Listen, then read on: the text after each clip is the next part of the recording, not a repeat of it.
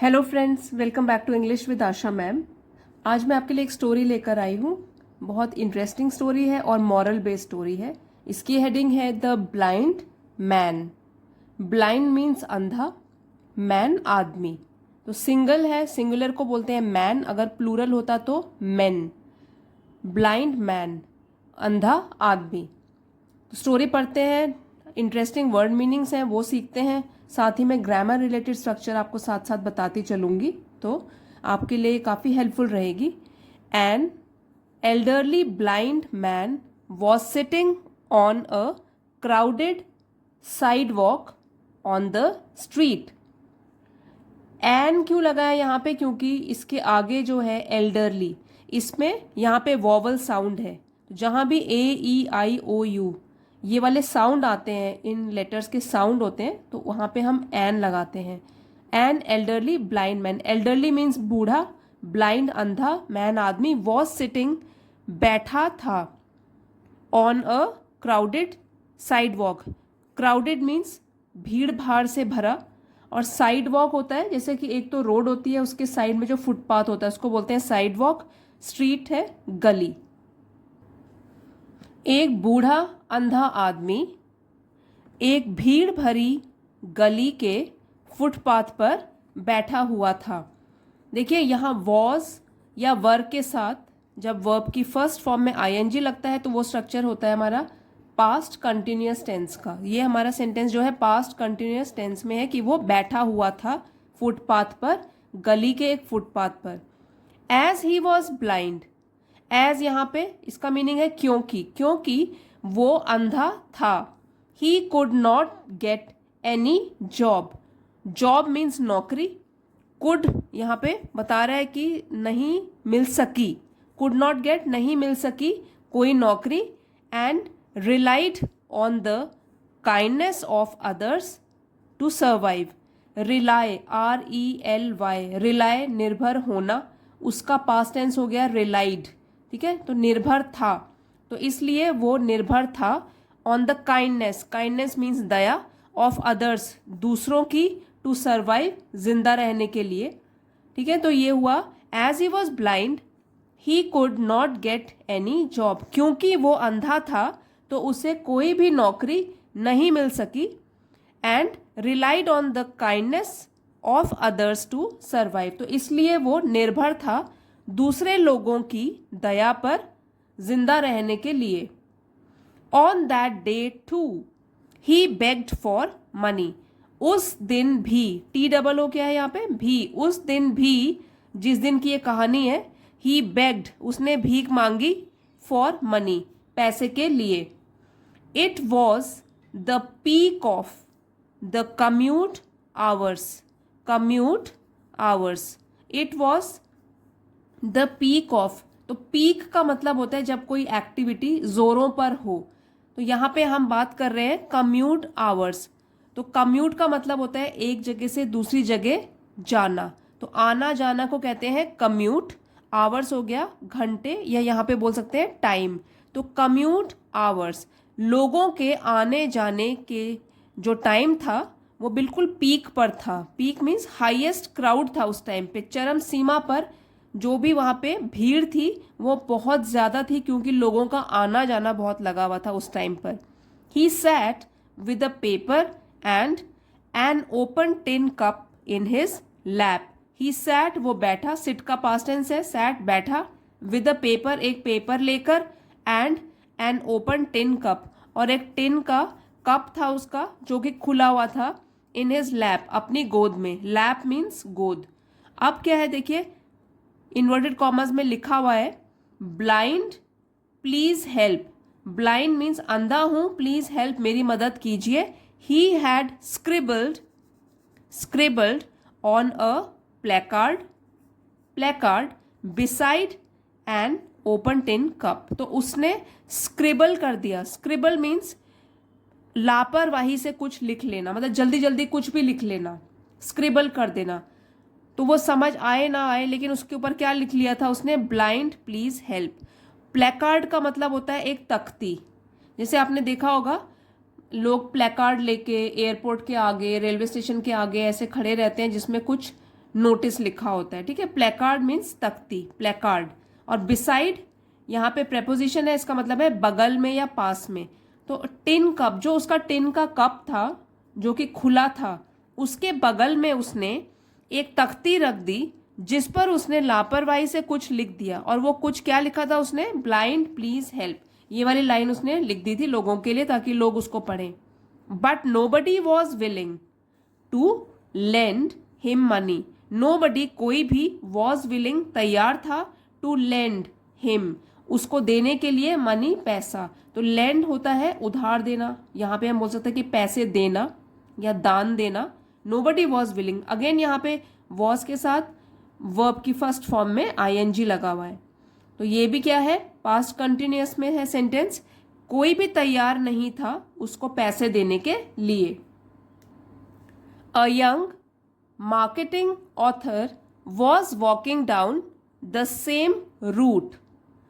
Young, युवा, और marketing means dealing with buy and sell, खरीद बेच इस मार्केट में जो काम करता है, डील करता है। ऑथर वॉज वॉकिंग डाउन, वो जा रही थी, द सेम रूट, उसी रूट या उसी रास्ते से, व्हेन शी नोटिस्ड, जब उसने ध्यान दिया, व्हेन, जब उसने ध्यान दिया, अ blind man holding a placard, कि एक अंधे आदमी ने एक प्लेकार्ड, एक तख्ती पकड़ी हुई है, and an old tin cup, और एक पुराना टिन का कप भी पकड़ा हुआ है। फिर से पढ़ेंगे इसको। A young marketing author was walking down the same route when she noticed a blind man. तो एक युवा मार्केटिंग ऑथर, लेखिका, जा रही थी सेम रास्ते से जब उसने नोटिस किया, उसने ध्यान दिया कि एक अंधे आदमी ने एक तख्ती और एक पुराना टिन का कप पकड़ा हुआ है अपने हाथ में। She also noted that far too many individuals walked by. She also noted means ध्यान दिया, उसने ये भी ध्यान दिया that कि far too many individuals, far too many इस फ्रेज का मतलब है कि बहुत सारे, far too many बहुत सारे, individuals व्यक्ति, लोग, walked by चले गए, without even seeing the elderly gentleman, without बिना, इवन भी, सीइंग देखे हुए, उस बूढ़े आदमी को, बूढ़े सज्जन को। तो उसने क्या ध्यान दिया कि बहुत सारे लोग जो हैं वो उसी के पास से इधर उधर जा रहे हैं, चले गए हैं, लेकिन उस बूढ़े वृद्ध सज्जन की तरफ किसी ने भी नहीं देखा। She pitied the blind man, PT से बना है PITY, पिटी मीन्स दया, उसका पास्ट टेंस हो गया पिटीड, मतलब उसको दया आई, द ब्लाइंड मैन, उस ब्लाइंड मैन के ऊपर, अंधे आदमी के ऊपर, and wished to assist him, और उसने इच्छा जताई, टू असिस्ट सहायता करने की उसकी। ठीक है, ये हिम जो है प्रोनाउन है ब्लाइंड मैन के लिए, और असिस्ट का मतलब होता है सहायता करना। तो उसको दया आई अंधे आदमी के ऊपर और उसने इच्छा जताई उसकी सहायता या मदद करने की। आफ्टर सम कंसिडरेशन, ठीक है, आफ्टर बाद में, सम कंसिडरेशन मीन्स सोच विचार करने के बाद, कंसिडरेशन मीन्स सोच विचार करना, नाउन है ये, TION से जब वर्ड खत्म होता है वो नाउन होते हैं। ठीक है, तो कुछ सोच विचार करने के बाद, the marketing copy writer came up with a plan. तो ये जो लेडी है वो है मार्केटिंग कॉपीराइटर। कॉपीराइटर मीन्स जो लिखता है किसी चीज के बारे में, राइटिंग टेक्स्ट, जो टेक्स्ट वगैरह लिखता है। तो मार्केटिंग कंपनी में वो काम करती है, मार्केटिंग से रिलेटेड चीजों को हैंडल करती है, लिखती है। Came up with a plan, plan मतलब योजना, और came up, come up with का ये पास्ट टेंस हो गया, केम अप विद मतलब उसने बनाई एक योजना। She took a permanent marker, तो उसने लिया, टेक का पास्ट टेंस हो गया टुक, उसने लिया एक परमानेंट मार्कर। परमानेंट मार्कर क्या होता है? लिखने की एक पेन होता है और उसमें इंक जो होती है वो काफी दिनों तक टिकती है, देर तक टिकती है, परमानेंट रहती है। आउट फ्रॉम हर पर्स, अपने पर्स से उसने बाहर निकाला, and recreated the placard, recreate मतलब दोबारा से बनाया, दोबारा से क्रिएट किया उस तख्ती को, फ्रॉम बैक टू फ्रंट, पीछे से लेकर आगे तक। तो तख्ती जो है दोनों साइड विजिबल है उसके, तो उसने पीछे की साइड और उसके तख्ती के आगे की साइड फिर से बनाया, रिक्रिएट किया।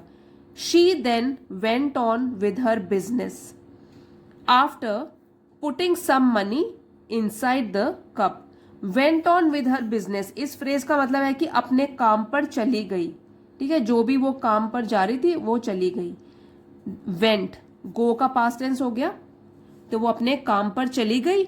After putting some money inside the cup, तो पुटिंग मीन्स डालकर, सम मनी कुछ पैसे, इनसाइड द कप उस कप के अंदर, टिन के कप के अंदर कुछ पैसे डालकर फिर वो अपने काम पर चली गई।